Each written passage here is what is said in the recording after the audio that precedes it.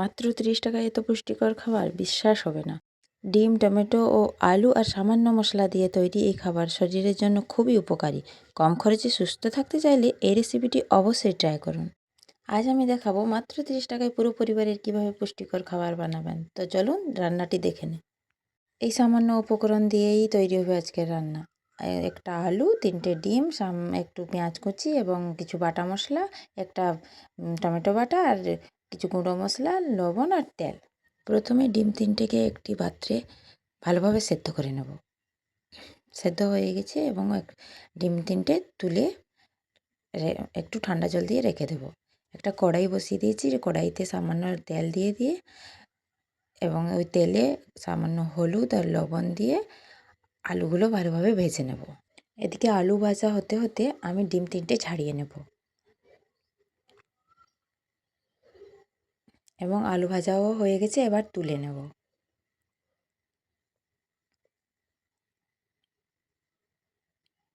ওই তেলেই সেদ্ধ ডিম দুটো দিয়ে ভালোভাবে ভেজে নেব।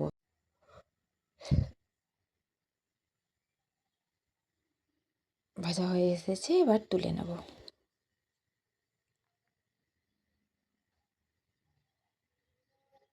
ওই তেলেই একটা তেজপাতা এবং একটু পেঁয়াজ কুচি দিয়ে দেবো। পেঁয়াজটা ভালোভাবে ভেজে নেব।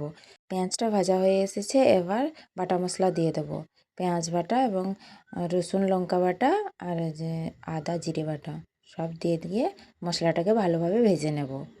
এবার মশলাটা ভাজা হওয়ার পর আর গুঁড়ো মশলাগুলো দিয়ে দেবো। হলুদ গুঁড়ো, জিরে গুঁড়ো, ধনে গুঁড়ো, লঙ্কা গুঁড়ো সব গুঁড়ো মশলা দিয়ে ভালোভাবে আবার মশলার সাথে মিশিয়ে নেব। সামান্য লবণ দিয়ে দেব। এবার টমেটো বাটা দিয়ে আবার একটু নেড়ে চেড়ে মশলাটাকে ভালোভাবে ভেজে নেব। ডিমে আছে প্রোটিন আর আলুতেই শক্তি আর টমেটোতে ভিটামিন, তাই এটি একটি সম্পূর্ণ পুষ্টিকর খাবার। এই ধরনের সহজ ও বাজেট ফ্রেন্ডলি রান্না শিখতে মিতা রান্নাঘর চ্যানেলটি সাবস্ক্রাইব করুন।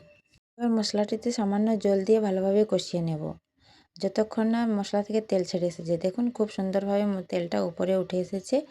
এবার আলু ও ডিম দুটো দিয়ে দেব। একটা ডিম আমার ছেলের জন্য তুলে রেখেছি।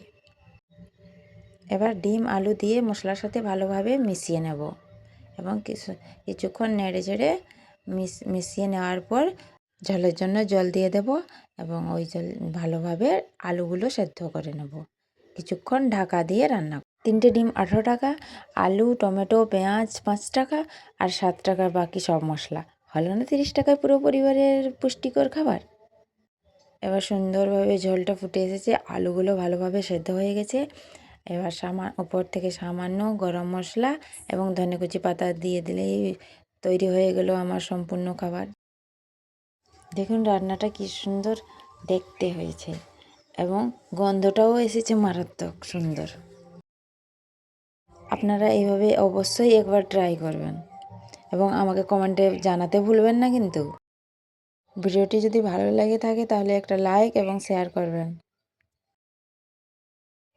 গরম ভাতের সাথে কিন্তু খুব সুন্দর যাবে। আজকের ভিডিওটি এই পর্যন্ত, আবার দেখা হবে পরের আর একটি নতুন রেসিপি ভিডিও নিয়ে। ততক্ষণে আপনারা ভালো থাকবেন, সুস্থ থাকবেন, সাবধানে থাকবেন।